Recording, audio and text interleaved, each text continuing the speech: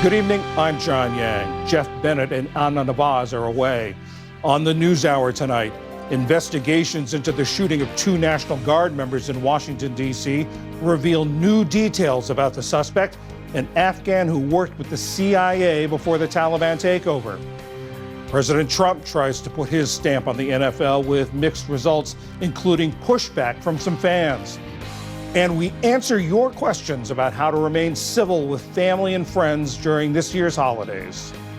See that your loved ones as real people, as humans, and talk to the human and not to the headline.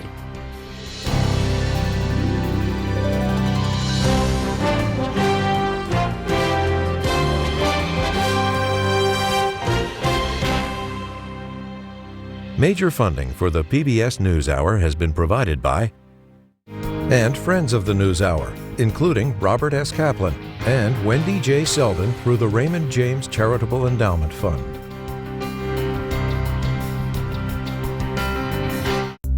I love seeing interns succeed. I love seeing them come back and join engagement teams and seeing where they go from there. I get to watch their personal growth. It makes my heart happy.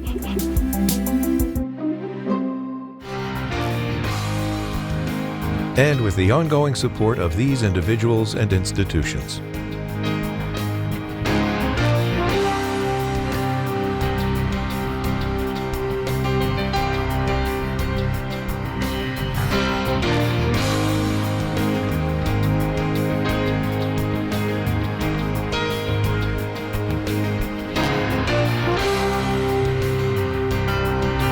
This program was made possible by the contributions to your PBS station from viewers like you. Thank you. Welcome to the NewsHour. Tonight, investigators say the suspect in the brazen daylight shooting of two National Guard members in Washington, D.C. drove cross-country to carry out the attack, but they're still searching for a motive. The two victims remain in critical condition, and the accused shooter is also in the hospital. Prosecutors say the suspect, who's an Afghan national, will be charged with 3 counts of assault with intent to kill, and the Trump administration is further restricting immigration in the wake of the attack. Our coverage begins tonight with White House correspondent Liz Landers.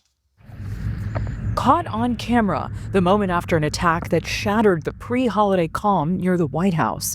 The suspect, already wounded, tackled to the pavement, surrounded by law enforcement. Within moments, officers take him into custody, ending what authorities describe as a deliberate ambush. Just minutes earlier, officials say he opened fire on 2 National Guard members as they waited at a Washington, D.C. bus stop.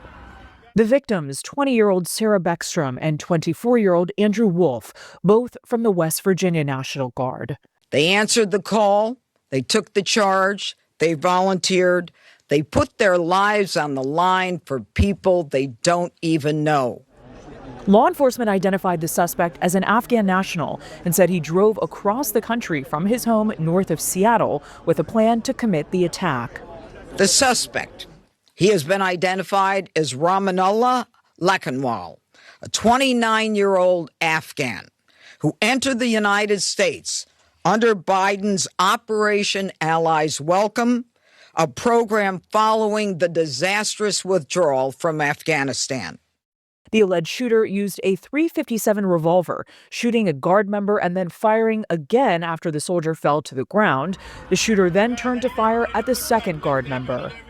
The CIA Director John Ratcliffe confirmed the suspect had worked with an agency-backed paramilitary unit during the U.S. war in Afghanistan and entered the United States through a Biden-era immigration program for Afghans fleeing the Taliban takeover. President Trump framed the shooting as an act of terror and launched a broadside against immigration, vowing to redouble his mass deportation efforts. We must now re-examine every single alien who has entered our country from Afghanistan under Biden, and we must take all necessary measures to ensure the removal of any alien from any country who does not belong here or add benefit to our country.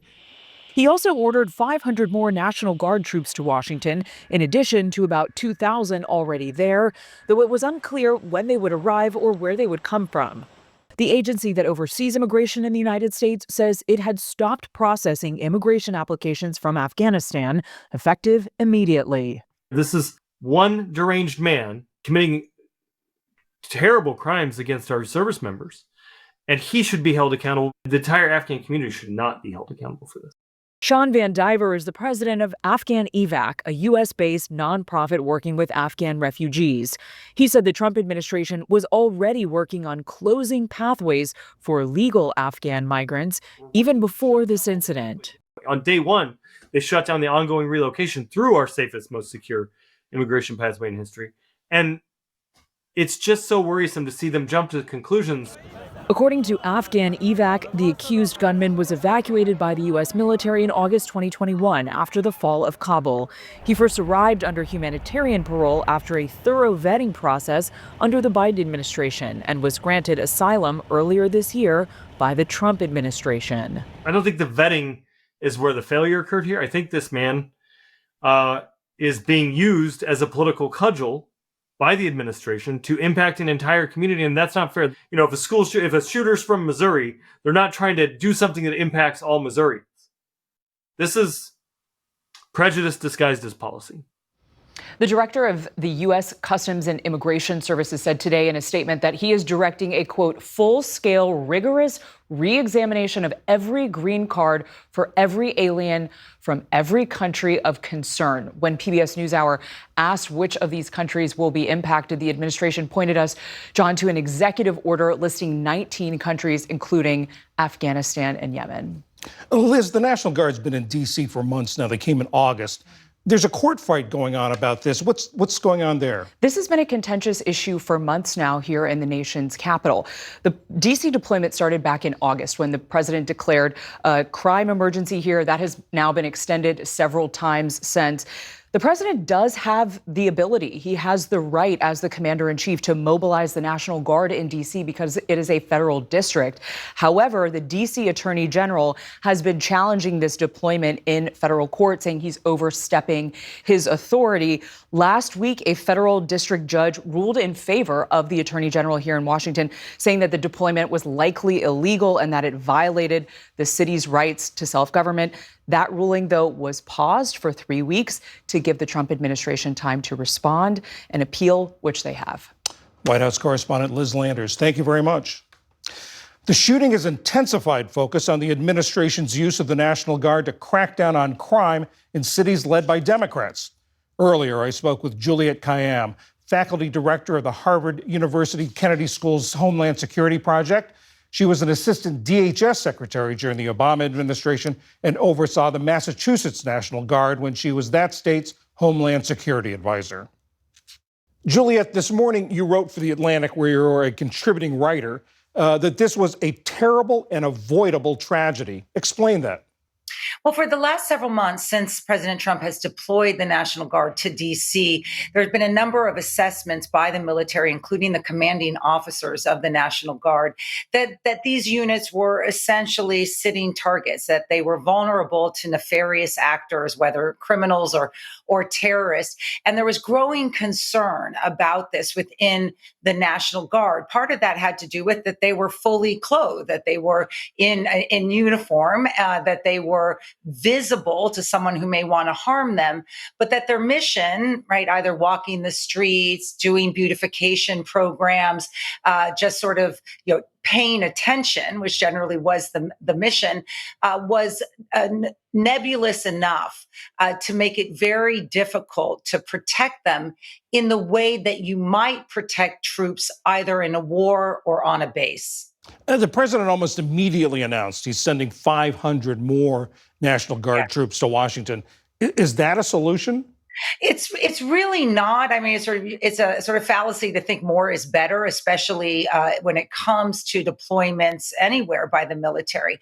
The question isn't really about whether the force can be protected. The question is whether the mission, what the mission is and how it is defined. Then you can figure out what force protection is about. The president, as we all know, wanted the National Guard in D.C. despite decreasing crime rates there because he viewed it as a war zone or too much crime there. We now know over the last couple months, these National Guard units have been used for roaming patrols, visibility patrols, or in many instances, sort of landscaping, picking up trash. None of that's bad per se, but none of that is unique to the National Guard, nor is it what they're trained to do. And it's in that sort of gray area that you create these vulnerabilities, as we saw for the National Guard. Adding more doesn't really solve the problem of what is the mission and how is it defined for the troops who we all want to protect. Talk about a little bit about that. What's the mission? Is this a mission that the National Guard is suited for? No, I mean, I have worked with the National Guard all my career. The National Guard supports civilian efforts in a disaster or in a homeland, or is deployed abroad. This, as we all know, is a unique and some say illegal use by the president of the National Guard in D.C. The National Guard is essentially federalized automatically. It reports to the president, and so the deployment of the National Guard, a unit that's not trained to units that are not trained to work in civilian areas and urban areas as armed without any standards of what the metrics are. Like, what is success for this mission?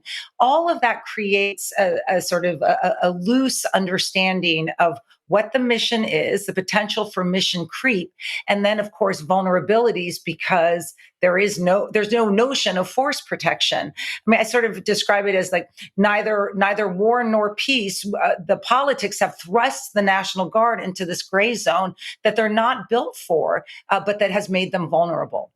Administration officials are making much of the fact that the alleged shooter entered the United States under a Biden-era program for Afghans who were fleeing the Taliban, and that he was never vetted, that there were no background checks. What do you say to that? What we understand now is that the alleged shooter had actually a number of vetting moments. Some occurred in Afghanistan. What the CIA director, the present CIA director, is saying now is that he did assist the CIA. We don't know in what exact capacity, but that he was assisting in intelligence and intelligence gathering efforts. He then is brought to the United States as Kabul is falling in a special visa program that does not grant permanent status. It was just a program that brought people in. They are then vetted during that process. And then again, as he's regularizing his process, he was granted asylum under the Trump administration this year. There is another vetting process. So at 3 different moments, he's examined by the United States, and either they missed something or something happened since he was granted asylum a few months ago that radicalized him relatively quickly. So I think it's premature to say, this administration was wrong and this one's right, or that agency was wrong and this one's right. I think we don't know. But what we do know is he's had strong ties to the United States for much of his life during the Afghan war, and in the last couple of months, at least, as he was granted asylum, he then begins to plan at least an attack on the National Guard that no one quite knows. No one can explain that yet, as far as we know. The administration has paused immigration from Afghanistan, and they also say they're going to re-examine all the asylum grants under the Biden administration. What do you make of that? I think in some ways, the Trump administration doesn't quite know what happened. And so they want to look and see whether this special immigrant visa program that allowed Afghans to come in who supported us during the war is picking up the right sort of metrics for radicalization. That might be necessary at this stage, but the idea that you're going to pause indefinitely all Afghans who have come to the United States, or their ability to come here permanently, I think is at this stage sort of overblown, and also undermines our attempts to support the Afghans who were so instrumental in supporting us during the Afghan war. This is one person who did something absolutely heinous. We need to find out how he either got through the vetting process or what happened in terms of radicalization more recently. But the notion that this is about all Afghans is one that is undermined by the reality. Most Afghans are here lawfully and here because they supported our war effort in Afghanistan. Juliette Kayyem, thank you very much. Thank you.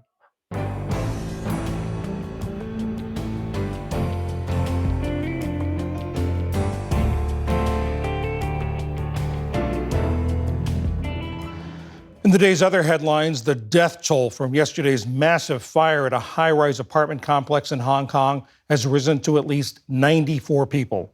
Debbie Edwards from ITV News has this report. A ferocious fire raged on in one apartment, and flames could still be seen in several other buildings in the Wam Phuoc estate more than 24 hours after the blaze had started. The worst fire in Hong Kong's history has claimed dozens of lives and taken a massive amount of manpower to bring under control. What's left is a scene of total devastation. Some of the skyscrapers caved in, becoming shells of blackened concrete, billowing with smoke. Lisa and her husband Sam escaped from the 9th floor of Building 5. There was no fire alarm. They just got a call telling them to get out. The firefighters made a path for us to run. After that, we weren't able to go back. I didn't take anything with me except this bag, and my husband only took his phone.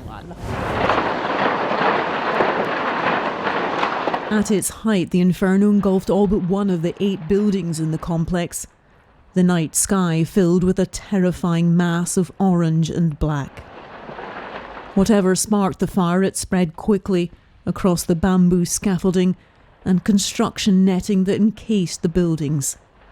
Police say several materials being used in the renovations did not meet fire resistance standards, including highly flammable styrofoam. 3 men from the construction company involved have been arrested on suspicion of manslaughter. The Wam Phuoc estate has been undergoing renovations since last summer. Upgrades which were meant to make these buildings safer and prevent a disaster like this. With more than 200 people unaccounted for, firefighters went floor by floor in the buildings they could access to search for survivors. Do you feel angry that this has happened? Or? Of course, because as I know, is they at that moment they say the material, the green one, actually they can block the fire, but you can see it didn't. While the cause of this deadly fire is already implicated in a criminal investigation, firefighters vowed to remain at the scene, doing what they could to preserve evidence and any sign of life. Debbie Edward, ITV News, Hong Kong. Also today, a 16-year-old Palestinian American was released from an Israeli prison after spending 9 months in captivity. Mohammed Ibrahim was reunited with his father on a road in Ramallah in the occupied West Bank. The Florida native was only 15 when he was arrested in February during a raid on his family's home. He was charged with 2 counts of throwing objects at moving vehicles. His family says he pleaded guilty and is now receiving medical treatment in a local hospital. Separately, the Israeli military says it's investigating the West Bank shooting of 2 Palestinian men as they appeared to be surrendering. Video aired on Arab TV stations show them being led back into a garage before they were shot. A Palestinian official says the men were executed in cold blood. Israel says it's been stepping up its offensive against militants in the area. Pope Leo kicked off his initial international trip today as head of the Catholic Church. The first U.S.-born pontiff arrived in the Turkish capital of Ankara to start a 3-day visit to the country. Turkey has played a vital role in global peace efforts, hosting talks between Russia and Ukraine and offering to help with Gaza peacekeeping. After meeting with President Recep Tayyip Erdogan, Leo urged Turkey to be a source of stability during an era of conflict. We are now experiencing a phase marked by heightened level of conflict on the global level, fueled by prevailing strategies of economic and military power. This is enabling what Pope Francis called a third world war fought piecemeal. We must in no way give in to this. The Pope's visit to the Muslim-majority country marks 1,700 years since the Council of Nicaea, a pivotal event in the history of Christendom. His next stop in Turkey is Istanbul, where he'll visit the Blue Mosque and preside over an interfaith meeting. As the Pope calls for peace, Russia's President Vladimir Putin said today that U.S. proposals to end the war in Ukraine could form the basis of a future deal. Speaking to journalists in Kyrgyzstan, Putin said hostilities would cease as soon as Ukrainian troops withdraw from areas that he says they occupy. But he said it would be pointless to sign any deal with Ukraine's current leadership. Putin claims that Ukrainian leader Volodymyr Zelensky lost his legitimacy by not holding elections when his term ended last year. Of course, we ultimately want to reach an agreement with Ukraine, but that's practically impossible right now. Legally, it's impossible. Anyone who can, whoever wants, can negotiate with them. We need our decisions to be internationally recognized by the major international players. That's all. Officials in Kyiv say that elections were impossible at a time of martial law and war with Russia. Meanwhile, U.S. Special Envoy Steve Witkoff is due in Moscow next week for talks. He's been under fire recently because of a leaked transcript that appeared to show him coaching a Kremlin aide on how to deal with President Trump. Today, Putin dismissed any suggestion that Witkoff was being too friendly with his Russian counterparts. A joint U.S.-Russian crew took off earlier today, headed for the International Space Station.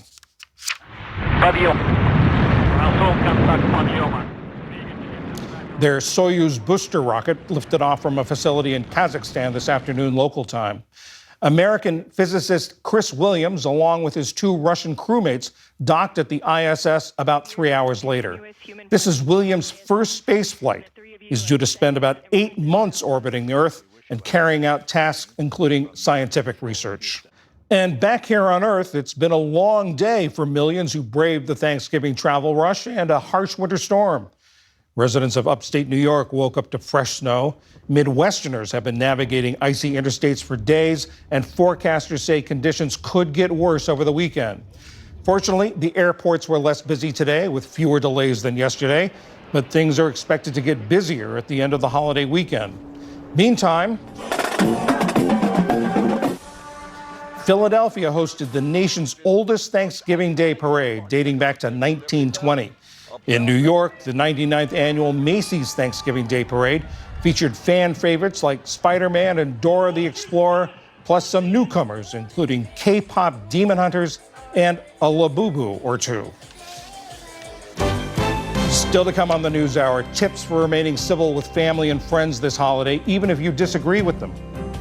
A tiny chef leaves a big impression for millions of people online. And a camp for Native American children gives them a chance to be rock stars.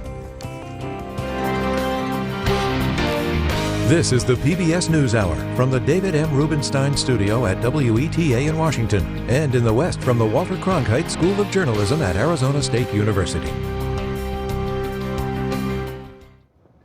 Chances are that at some point in the next few days, a couch in your house will be occupied by someone watching football.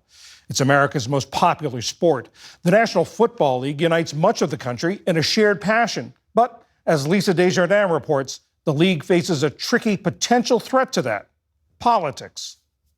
The National Football League is in the middle of a ratings and profit boom. At the same time, it is also in the center of something else notable: the way President Trump engages with and wants to influence American sports. Joining me to talk about this is Christine Brennan, a sports columnist for USA Today and friend of the show.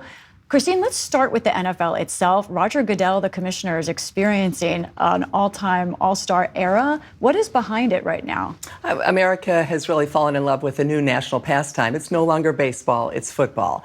It is about the cadence of the game. Obviously, we love that versus baseball as our attention spans get shorter and shorter. Also, it's a sport high school, college Americans grow up with. not only the day of the week, Sunday, as we all know, but now prime time, and that has been going on. A public relations man named Pete Rozelle was the commissioner who just saw the NFL explode back in the 70s. You had Monday Night Football. And again, it's the violence, it's a very national game. The violence, the aggressiveness. Absolutely. And because of its success, having markets like Green Bay, but also, of course, the big cities and the superstars. You go all the way back. I think everything about it is a marketing success, and it fits the perfect American psyche and what we want, which is quick action, violent action, and then the opportunity to run to the refrigerator before the next play. I do want to come back to President Trump himself. He himself is a showman. We know he's had a love for sports his whole life. He was at the Washington Commanders game just 2 weeks ago. Let's listen to this. By the way, they're going to build a beautiful stadium in Washington. That's what I'm involved in. We're getting all the approvals and everything else. And you have a wonderful owner, Josh, and his group. And you're going to see some very good things. Little name dropping there because he actually wants his name put on that stadium. That is the reporting here. Yes. He's also rung in on everything from the new kickoff plan for the NFL. Now, the billionaire owners of the NFL seem to generally like kind of stoking this relationship. Fans are mixed. But how has Roger Goodell navigated this attention from Donald Trump? We know when he gives something attention, he wants to be in control. Exactly. Roger Goodell, the son of a senator, Charles Goodell, has been with the league his entire career. I think he understands this tiptoeing through the tulips, so to speak, with the President of the United States. For example, there was the announcement that the NFL draft is going to be held in Washington, D.C. in 2027. So, of course, Roger Goodell was there with one of the owners of the Washington Commanders and the president. And, how do you say no to the president about, being a part of some kind of show like that? Any president, much less Trump. Exactly. And presidents have been linked with football. Richard Nixon giving play advice to the Washington football team's coach at the time, George Allen. Well, maybe you can put Knock in there and rest him next week. I hope so, yeah. Who'd you lose? We lost, this hasn't even been announced, I don't think. We lost Malinchik. He's going to have to be operating on either tonight or tomorrow morning. So, this is not just, he's not the first president, but he has certainly put it on, times 100 in terms of his involvement. And I think for Trump, he understands football, the NFL, is that common denominator. All Americans love it. They all can talk about it, the water cooler or the virtual water cooler, Lisa. It is a game that everyone understands. And so Trump is going there to try to change the national conversation or put his imprint on those issues and, of course, make the points that he wants to make. Some of them seemingly just kind of fun, like, okay, the NFL draft's going to be in D.C. Some of them much more serious, like racial issues. And let's get to that, because this is a league, especially a commissioner who has pushed for diversity, pushed for DEI ideas. There's a president who has pushed against that. How has that worked now? Is the NFL continuing its DEI effort now in the era of Trump 2.0? We saw this with the Super Bowl. By the way, President Trump was the first sitting president to ever attend a Super Bowl, which really surprised me as someone who's covered a lot of them. Yeah. Again, Trump understanding the visual of going there and being a part of this incredible national pastime, highest rated television show every year, of course, is the Super Bowl. So you have that. So then the NFL changes. They no longer have end racism in the end zone, but choose love. Coincidence? Not. Whatever. Of course, there'd been the terrible terrorist attack in New Orleans, the fires in L.A., the terrible plane crash right off at DCA. So it made sense. That was what the NFL said. Nonetheless, and racism was gone. This is a league that is a majority black league, a significant majority black league. There is no way on earth you cannot have some semblance of DEI in the thinking of the NFL, because black players are such a huge part of it and so popular with so many fans. Again, it's that tight wire act that Roger Goodell and the owners are doing. But they've kept the DEI program in place. They have. They've got the Rooney Rule. Every big opening with an NFL team, there needs to be a minority who's considered for the job. But they've dialed down that messaging of end racism, no longer those words now. Yes, it was choose love in the case of the Super Bowl. I think it's the way that all sports leaders are trying to work with Trump in this era, while also understanding that the people who make the league, it's a majority black league. So you cannot just fall in line completely with Trump on that, because you'd lose the players, you'd lose the coaches. We've seen that, of course, with Trump going back to 2017 when he said, kick the SOBs, without saying SOBs, off the field, fire them when they were kneeling for the national anthem. Well, 2 days later, you had incredible kneeling by many, many players throughout the league. So already we have seen that these players will speak out. This is about American culture. It's also about big business. Quickly on other sports. The president knows that the World Cup is coming to this country, the Olympics are coming to this country, and he's made some sort of vague threats, sort of political, about where they should go. Let's listen. If we think there's any reason that, whether it's Boston or anywhere else, that they're not doing their job, we're going to take those World Cup games and move them someplace else. Are those serious threats? What is that? No, it's not serious. Those tickets are already sold. He even said it's sold out. This is a good signal, I think, for many people who are going to watch the two biggest sports events in the world. Men's World Cup soccer next year, the Olympic Games in 2028 back in Los Angeles. We're going to see Trump do this time and time again. It will be fascinating to watch how these leaders try to deal with him, but also sidestep him and do the things that they were planning to do before Trump opened his mouth. Christine Brennan, thank you so much for joining us. My pleasure, Lisa. Thank you.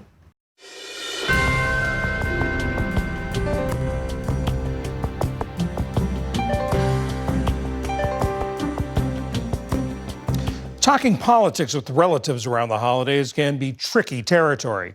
Amna Nawaz has more on how to handle conversation if it veers too far in that direction. Millions of Americans are spending more time gathering with family and loved ones this Thanksgiving. But more time together can also mean more tension, especially when conversations drift into politics or other touchy topics. In fact, our latest PBS News NPR Marist poll found Americans find it increasingly difficult to talk politics with each other. 85% of Democrats describe Republicans as closed-minded. 82% of Republicans said the same thing about Democrats. Here's what a few of our poll respondents shared with us. I do find it difficult to talk politics with anyone who is on the other side of the, aisle, for lack of a better way to say it. I don't feel like very many people have very much civility when it comes to politics these days. It feels like we're living in completely different realities. Like they're living somewhere else where I'm not living. Like the facts aren't aligning. The world is not the same, which makes it really frustrating. People feel really strongly in their views one way or another. And I think that I've noticed that more than ever, people are really dug into how they feel. And there's not much persuasion taking place. There's a lot of griping and say a lot of division. Because you seem to walk on eggshells when you talk, because you know it's going to cause a rift, or it's going to be contentious, or they're going to say something that's going to make me angry, or I'm going to say something that's going to make them angry. If they're going to have their heels dug in, I'm going to have my heels dug in. So it's automatically contentious. My household is a two-party household. So we talk about it all the time, and we're used to talking about it. Sometimes we can get pretty bad, where it's like, all right, this is really bad. And it's just like, okay, we got to just move on. You know what I mean? Let's get out of this and we'll move on. I feel that some people are very closed-minded to the other side of the table and what those views may be. I believe that everyone has an opinion, and that both of us from both sides should be able to state our opinions and still be able to get along with each other. But it seems that that's getting harder and harder these days to do so. Joining us with some advice on how to navigate some of these challenging conversations we may have over the holidays is R. Eric Thomas. He's the author of the nationally syndicated advice column, Asking Eric. Eric, welcome to the NewsHour. Thanks for joining us. Thanks so much for having me. It's a pleasure. So before we jump into some of the questions, just big picture, you're in the business of offering advice. You heard some of the concerns people just shared there. Are you getting more of these questions of people grappling with these issues coming your way? I am, especially this year. Every year around this time, people are looking toward the holidays, looking toward family dinners, and asking questions like, how do I have the meaningful time that I want to have without getting bogged down by political difference? I mean, the advice, is always a little bit the same which is to see that your loved ones as real people, as humans, and talk to the human and not to the headline. Well, let's hear from a few of those viewers now. The first question comes to us from Brandon of Madison, Wisconsin. Take a listen. I guess my question would be, how do you get someone to listen to reason or even hear your side of the argument when their heels are so dug in that they are just waiting for you to stop talking so they can say their part? Eric, there's a related question that comes to us from Scott in Newcastle, Washington. He writes, how do you separate the person and your relationship to them from the views that they have? What would you say to them? I think, looking at the word choice here is so interesting. The first respondent talks about an argument and getting another person to hear their side. And then the second person talks about relationships. Arguments and relationships are a little bit at odds with each other. You can obviously argue with people you have relationships with, but what is the goal of the conversation that these people are trying to have? Are they trying to win a debate and get one person to say, I admit it, you're right, I was wrong? Or are they trying to maintain a relationship? If it's the latter, then what they're looking toward is actually saying, I see that we don't agree. There's probably a better venue for us to have this discussion. In the meantime, can you acknowledge that I'm a human who cares about certain things, and I know that you are a human who cares about certain things, and can we find a common ground about what we actually do care about? And maybe that's each other, maybe that's the meal, maybe it's something completely unrelated to the political issue at hand. I love that. Bring it back to the shared humanity. Sometimes the question, though, Eric, as you know, is not about how to engage on the issue with friends and family, but whether to engage at all. That leads us to a question that comes from Dave in Mequon, Wisconsin. Take a listen. The question I would ask is it worth having the conversation? Are we better to just not have it at all? Or should we have a strategy to how to deal with disagreement? Eric, is it better to just avoid some topics?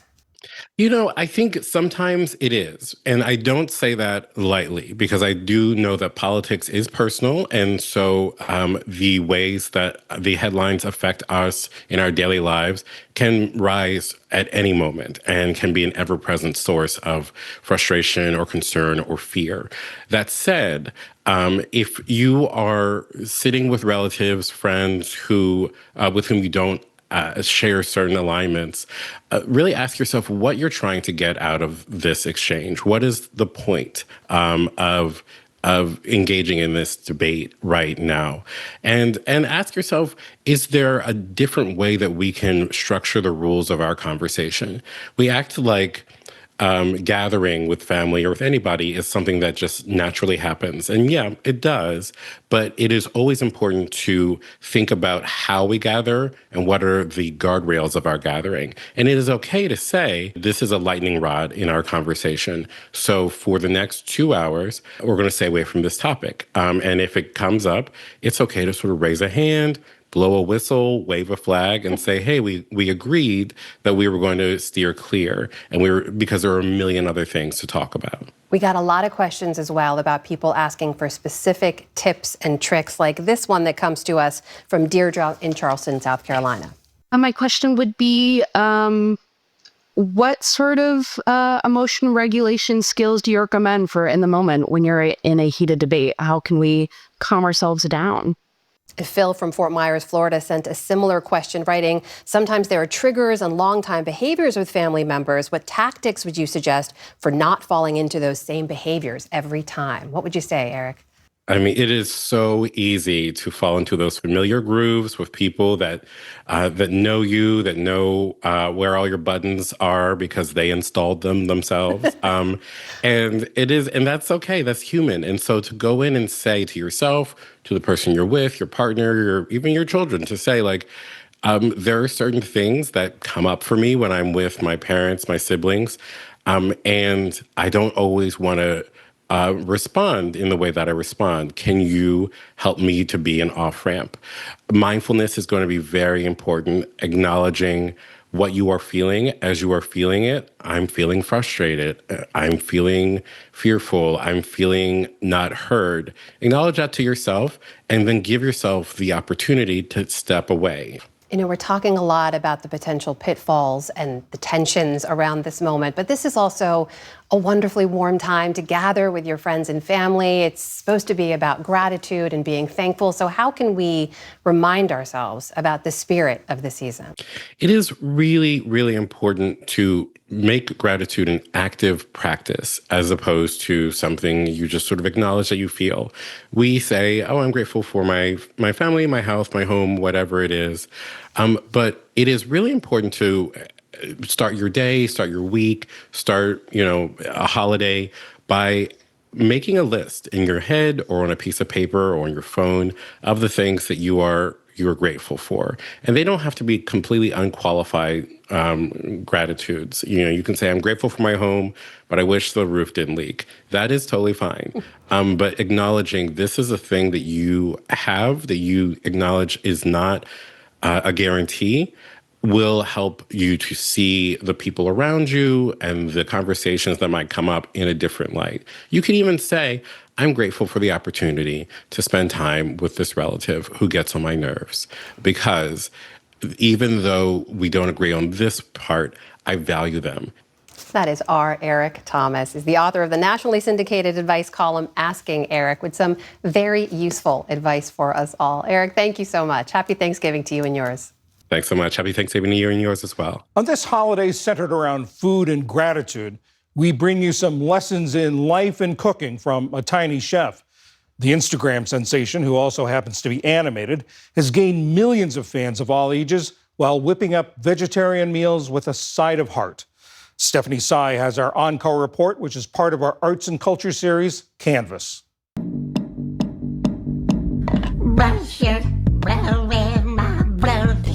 He makes a mean vegan taco without missing a beat. His DIY projects are legendary. And he loves to share beachside snaps while on vacation. In many ways, he's like any other social media influencer, sharing the minutiae of his daily life and occasionally baring his soul. I'm home. But Tiny Chef, a furry, green, 6.5-inch tall puppet who lives in a tree stump, strikes a different chord in a sea of noise. It's not hard to see why. Don't blame yourself, Ruby. He's not cynical. He's just so genuine and optimistic, and he sees good. He just sees good. Tiny Chef is the brainchild of co-creators Rachel Larson and Aslam Akhtark. We made it actually, we made it for us. And every time we laugh about a topic or want to do this, it's because we test it on ourselves. Yeah, it kind of is true. You kind of make something to your own taste, and you're gonna hopefully speak to people who have similar taste or the same humor and kind of get it. A lot of people get it. The Tiny Chef Show Instagram account has almost 6 million followers. Today, a team of 11 in this Los Angeles studio work to bring his universe to life. Everything in the stop-motion animated videos is custom-made, from the tiny sets built and designed by creative director Jason Kowalski. Everything is purely functional, doors open for chef, windows open for chef. To his belongings. The first video we ever shot of Chef, this was the banjo he's playing. Oh my God. Yeah. It's a labor of love that started as a hobby, say Larson and Akhtark. The creators met in London, working on the animated film Isle of Dogs by Wes Anderson. We're a pack of scary, indestructible alpha dogs.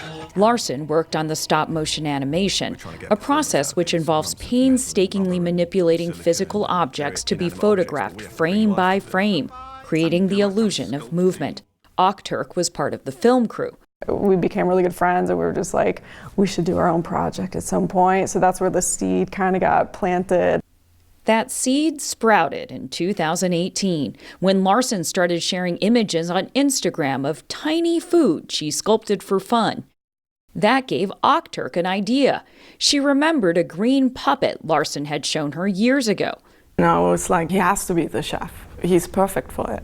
I have to contact her and tell her we need to do a stop-motion cooking show. And she loved it. And in an instant, we figured out the name, The Tiny Chef. Credit for the pint-sized performer's pipes is due to Matt Hutchinson, Larson's brother-in-law.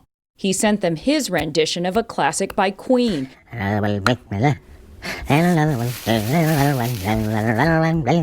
Once he sent the song, it all came together, and we were laughing, and we were like, we have to animate it. So we just like animated him packing up a pie to that voice, which was on his phone. It was so lo-fi. Their early animations, created in a makeshift studio in New Zealand where Larson was working at the time, took off on Instagram. We went from like 0, to 20,000 or something. It was 50,000. Was it? Okay, yeah. When Penguin offered the duo a book deal, they decided to work on their tiny green character full-time. Since then, his followers have watched Sheffy move to Los Angeles and score his dream job, hosting a kids' cooking show on television. But Chef is more than that to his fans. We get a lot of messages from fans who have kids with speech impediments and say that Chef has given them self-esteem. Chef has made it not a bad thing, and that is very meaningful to us because we just always felt like Chef is from a different place and this is his second language, and we shouldn't try to hide that or fix him or do anything to him. He's perfect. He's relatable, perhaps never more so than in this clip from June, when he learned that his cooking show on Nickelodeon wouldn't be renewed. Cancelled? Bloody me, cancelled. Bye.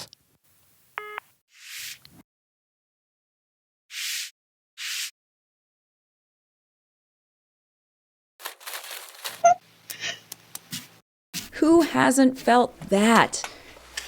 The moment when he starts trying to go back to work and then it hits him? Yeah. I honestly feel genuinely bad for Chef. We have more practical, logical, okay, what's next? How do we keep going, But when I think of his experience of someone who just wanted to have this cooking show for so many years, it's that would break his heart. The cancellation made headlines, and the video inspired an outpouring of care and donations from his worried followers. Dionne Warwick was downright livid. "Are you proud of making this thing cry? Who's in charge over there? I want a name," she posted. As for Tiny Chef, he's taking things one day at a time, playing his trusty banjo and meditating. He's currently on a road trip, finding himself and doing an occasional interview, but only with Blig news organizations. Chef, I know this is your first TV interview since your show was canceled. How are you doing? Well, I'm not gonna lie, things were a little tough there for a while, but sometimes you've got to pull yourself up by the bootstraps, look around, bring out the wonderful things, bring the wife, and get Chevy, we're gonna find your next adventure. What did you think about the huge outpouring of support you got from your fans? But I'm just briefly, but I don't really have the words for how much the support from the fans mean to me. I don't even call them fans, really. They're just friends, but I haven't met yet. Well, Hollywood can be tough. Do you have any advice for anyone going through similar hard times? Number 1, feel your feels. Number 2, have a quiet. Number 3, find your friends. Number 4, then go buy your next adventure. Who knows what's next? I sure don't. While they cook up his next adventure, Larson and Okhturk say Chef's not going anywhere. I think what's really important to us is really taking the next step sort of slowly, just and really making sure if we bring in another partner that's what we want. Right now we're just enjoying just focusing on social media, but I think Chef's best chapter is coming up. I just feel really strongly in my heart that the best of Chef is to come.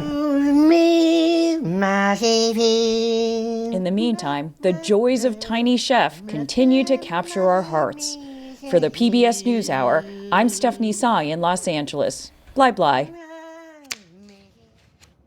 Finally tonight, an encore report that originally aired on PBS News Weekend. It's about summer camps in South Dakota and Minnesota for Indigenous children. As special correspondent Megan Thompson tells us, there's a little rock star treatment thrown in. The sound of drums, guitars, and keys drift from a building on the east side of St. Paul, Minnesota. But peek inside and you'll see this is no ordinary garage band.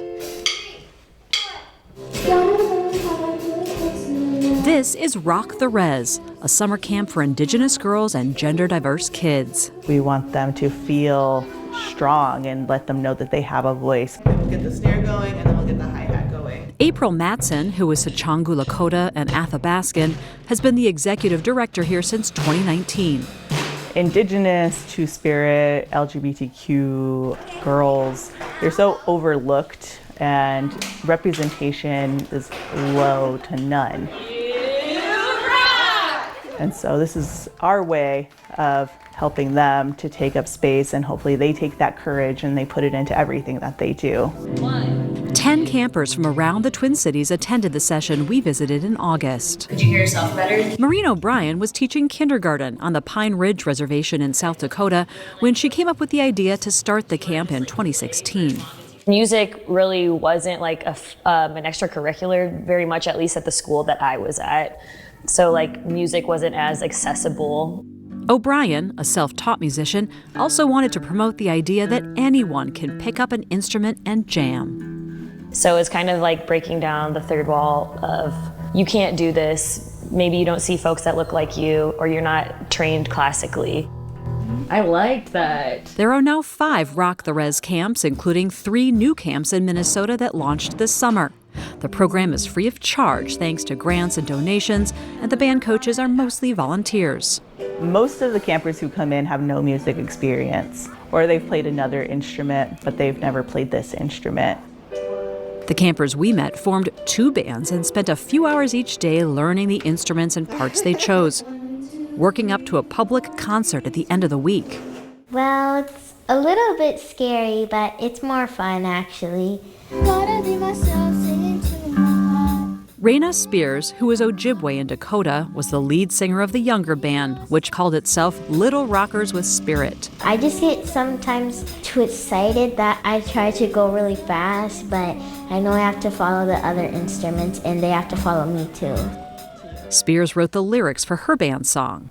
Gotta write how I get into the light, and what I mean by that is gotta write how I get courage.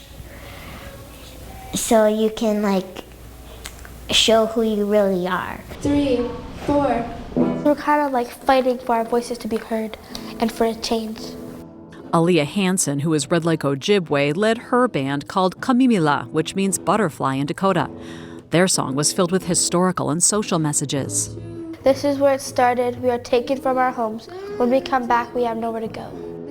Frame us as addicts, blame us and laugh, but when the white man leaves, you better hope he don't come back. I think it's very powerful and it goes very deep into Native culture. I wrote some things down. The songs were written collaboratively by the campers. The band coaches encouraged and facilitated, but otherwise got out of the way. We all are seen equally and we're all respected. I'm an introvert, so it's hard speaking up, but here, I think I'm pretty loud here. And I like that I get to actually interact with people and not feel afraid. This is the only urban Rock the Res camp. The others are held on or near reservations. So some of these campers come from communities where there aren't a lot of other Native kids. At school, I just feel kind of left out on my culture. So here, I feel like I belong more. When people think of Native, they think of those old photos that are yellow and wearing, and it's some chief guy. But we're not that anymore. We're still here, you know. Workshops held each day, like this Dakota language lesson, gave the kids a chance to dive deeper into Indigenous cultures. And there were musical performances every day after lunch. Lakota recording artist Tiana Spotted Thunder sang the day we were there. Showcase your skills. Showcase your talent. Then, after a week of pep talks and practicing, the final day arrived. The campers got themselves and each other all glammed up and headed to a park down the street to perform the final showcase for their friends, family, and community. Welcome to the Rock the Road Showcase. The name of our song is Singing to Our Hearts. Empowerment's a huge part of it. I hope that they are proud of themselves and feel like accomplished by the end of it, because it's a pretty big feat to write a song and perform it in a matter of 1 week. Being lost in history. Being cheated of our treaties. And if anything, they can look back and say, oh, I performed in front of a bunch of people, because it can be really scary, but they are being so brave. Thank you for coming. For PBS News Weekend, I'm Megan Thompson in St. Paul, Minnesota.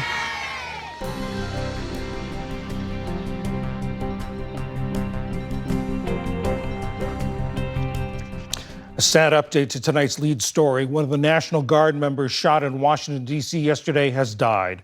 President Trump announced this evening that 20-year-old Sarah Beckstrom succumbed to her injuries. The other victim, Andrew Wolf, is still hospitalized, as is the alleged shooter. And that's the News Hour for tonight. I'm John Yang. For all of us at PBS NewsHour, thanks and happy Thanksgiving. Major funding for the PBS NewsHour has been provided by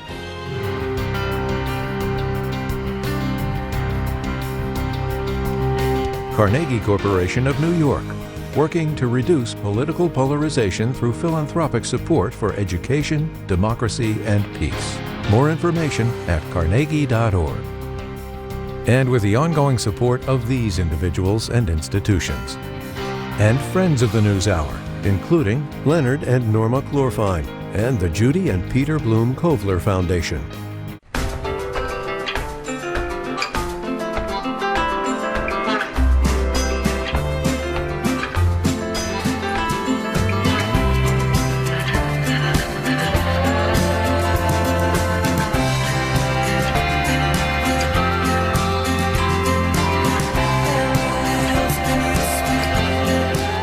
Moving our economy for 160 years. BNSF, the engine that connects us. And with the ongoing support of these institutions.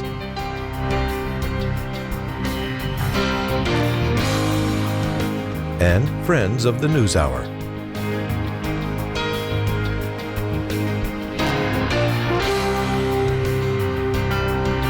This program was made possible by the contributions to your PBS station from viewers like you. Thank you.